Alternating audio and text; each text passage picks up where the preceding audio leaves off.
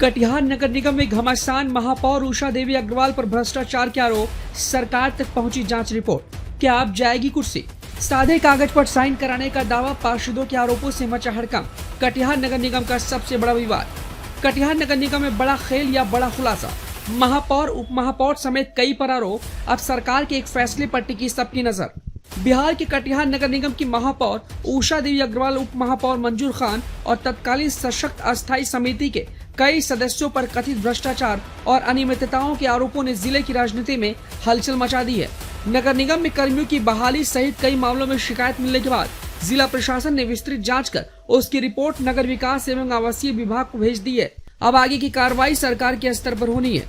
कटिहार के जिलाधिकारी आशुतोष द्विवेदी ने बताया कि विभाग के निर्देश पर जांच पूरी कर रिपोर्ट भेज दी गई है। हालांकि उन्होंने किसी को दोषी नहीं ठहराया है, लेकिन स्पष्ट किया कि अब आगे का निर्णय नगर विकास एवं आवास विभाग करेगा। इधर कई पार्षदों ने नाम सार्वजनिक नहीं करने की शर्त पर आरोप लगाया कि उनसे कई बार सादे कागज पर हस्ताक्षर कराकर समिति ली जाती थी। उनका दावा है कि बाद में उन कागजों पर क्या लिखा गया या किस प्रस्ताव में उनका इस्तेमाल हुआ, इसकी जानकारी तक उन्हें नहीं दी जाती थी। इस दावे से जुड़ी एक तस्वीर भी एक पार्षद द्वारा हल्ला बोल CSR के साथ साझा किया है, जिसकी पुष्टि हम नहीं करते। हालांकि इन आरोपों की स्वतंत्र पुष्टि अभी नहीं हुई है और संबंधित पक्ष का जवाब भी सामने आना बाकी है। यदि जांच रिपोर्ट में लगाए गए आरोप साक्ष्यों के आधार पर सही पाए जाते हैं और सरकार उन्हें स्वीकार करती है, तो महापौर उषा देवी अग्रवाल, उप महापौर मंजूर खान तथा अन्य संबंधित जनप्रतिनिधियों के खिलाफ कानून के अनुसार कार्रवाई हो सकती है।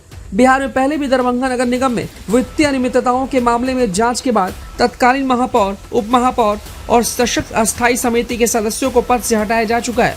ऐसे में अब कटिहार नगर निगम पर पूरे जिले की नजर टिकी हुई है। इसे और बारीकी से समझते हैं हल्ला बोल CSR के इस खास रिपोर्ट में। जांच के लिए पहले ही विभाग से पत्र प्राप्त हुआ था और तत्कालीन आयुक्त महोदय के कार्यालय से भी पत्र प्राप्त हुआ था, जिसमें एक त्रिसदस्यीय जांच समिति, जिसमें आयुक्त कार्यालय को भी लोग गठित की गई थी। ADM साहब भी थे यहाँ से। वो जो जांच का जो विषय था, उन विषयों पर समेकित रूप से जांच की गई थी और जांच प्रतिवेदन वो प्रेषित कर दिया गया था आयुक्त महोदय को भी और विभाग को भी।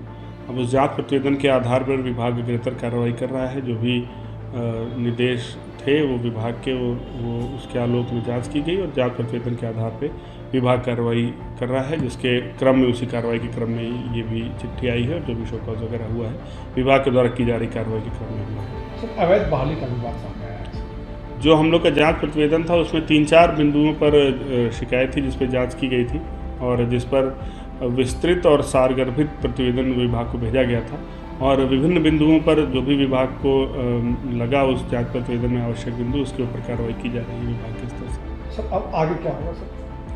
आगे अब जो प्रक्रिया है विभाग की, जो पत्र आया है उस पर जो भी लोग हैं जिनको अपना पक्ष रखने के लिए बोला गया है, वो लोग अपना पक्ष विभाग को भेजेंगे और विभाग का उस पक्ष को जो उनका जो जाएगा प्रतिवेदन, उसके आलोक में विभाग अग्रेतर कार्रवाई करेगा। आगे जो भी कार्रवाई है वो डिपार्टमेंट के लेवल से होगी।